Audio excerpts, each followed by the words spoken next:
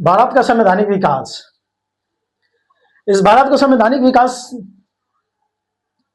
यह वीडियो देखने के बाद आपको किसी भी मैगजीन, लुसेंट, घटना चक्र, लक्ष्मीका देखने की पढ़ने की जरूरत नहीं पड़ेगी। इस वीडियो बहुत लाभदायक है हर एक एग्जाम के लिए। भारत का संवैधानिक विकास ईस्ट इंडिया कंपनी की स्थापना के साथ शुरुआत होती है। 1600 ईस्वी के चार्टर एक्ट राजलेख के द्वारा ईस्ट इंडिया कंपनी की स्थापना महारानी एलिजाबेथ प्रथम के द्वारा होता है और इसमें इस कंपनी का कुल पूंजी 30,133 पाउंड होता है, जबकि इसमें साझेदार होते हैं 217 साझेदार होते हैं। और इस कंपनी को संचालन करने के लिए एक निदेशक मंडल, एक उप निदेशक मंडल और 24 अंश सदस्यों की नियुक्ति होती है।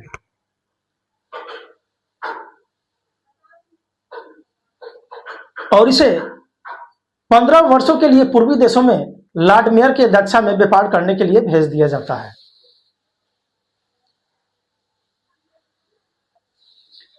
सोलह से लेकर 98 के बीच में ईस्ट इंडिया कंपनी की 3 प्रेसिडेंसी की स्थापना होती है, कलकत्ता, मुंबई और मद्रास। मुंबई नहीं कहिएगा, बॉम्बे कहिएगा, होती है। और इसमें एक एक गवर्नर की स्थापना, एक एक गवर्नर की नियुक्ति की जाती है। और जबकि इन गवर्नरों को कानून बनाने का अधिकार नहीं दिया जाता है, तो कानून बनाने का अधिकार किसको दिया जाता है? तो कानून बनाने का अधिकार निर्देशक मंडल के पास होता है। फिर 1726 का एक चार्टर एक्ट आता है, एक राजलेख आता है, जिसके द्वारा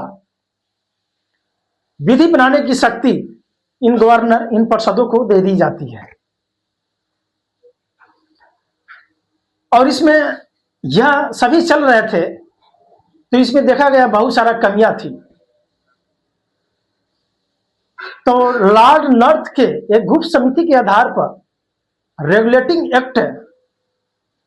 रेगुलेटिंग रोड को एक्ट के ही नियामक अधिनियम भी कहा जाता है कि स्थापना की जाती है, एक्ट लाया जाता है। और इसके द्वारा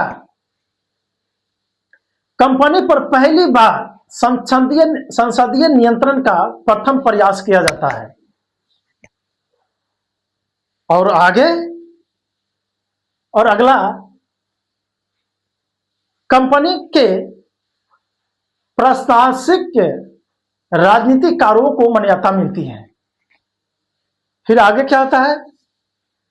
केंद्रीय प्रशासन की नींव पड़ती है। फिर अब ये 1773 के रेगुलेटिंग एक्ट में की मुख्य विशेषता, इसके द्वारा कलकत्ता के गवर्नर, यानी कलकत्ता के गवर्नर कौन थे? रॉबर्ट क्लाइव होते हैं प्रथम, और अंतिम कौन होते हैं? वारेन हेस्टिंग होते हैं। तो इस एक्ट के द्वारा बंगाल के गवर्नर को बंगाल का गवर्नर जनरल कर दिया जाता है। अब बंगाल का गवर्नर जनरल कौन होते हैं प्रथम? तो ये वारेन हेस्टिंग होते हैं। अब इन गवर्नरों की मदद के लिए 4 सदस्यीय कार्यकारी परिषद की गठन की जाती है। और ये 4 सदस्यीय कार्यकारी निर्देशक मंडल के प्रति उत्तरदायी होते हैं। निर्देशक मंडल यानी कोर्ट ऑफ डायरेक्टर्स के प्रति उत्तरदायी होते हैं। और ये 4 व्यक्ति कौन होते हैं? तो एक फ्रांसिस होते हैं, एक क्लेमरिंग होते हैं, एक मॉनसून होते हैं, एक बॉरवेल होते हैं, वर्बाइल होते हैं। 1774 में कलकत्ता में एक सर्वोच्च न्यायालय की स्थापना की जाती है। माने किसी भी वाद विवाद को सुनवाई के लिए कंपनी द्वारा जो कार्य किया जा रहा था, उसके बाद विवाद को सुनवाई के लिए कलकत्ता में सर्वोच्च न्यायालय की स्थापना की जाती है, जिसका मुख्य न्यायाधीश एलिजे एम्पे होते हैं। और अन्य 3 न्यायाधीश चेम्बर्स, लिमिस्टर, हाइड होते हैं। और 1773 के रेगुलेटरी एक्ट के अगला बिंदु कंपनी के कर्मचारियों को बिना लाइसेंस व्यापार करना, भारतीयों से उपहार, रिश्वत लेना सख्त मना था। और मद्रास और बंबई को कलकत्ता के अधीन कर दिया जाता है। यानी मद्रास और बंबई अब कानून नहीं बनाएंगे। कानून बनाने का अधिकार किसको दे दिया गया?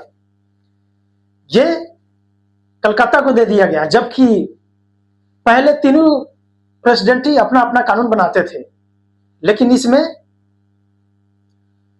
बंबई और मद्रास को कानून बनाने का अधिकार छीन लिया जाता है और यह अधिकार कलकत्ता को दिया जाता है।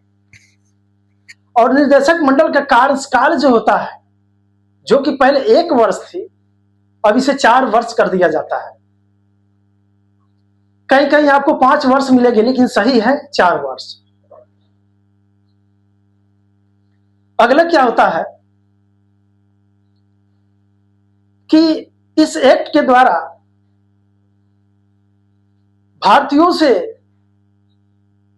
भारतीय नागरिक राजस्व, सैन्य मामले की जानकारी ब्रिटिश साम्राज्य को देना अनिवार्य कर दिया गया।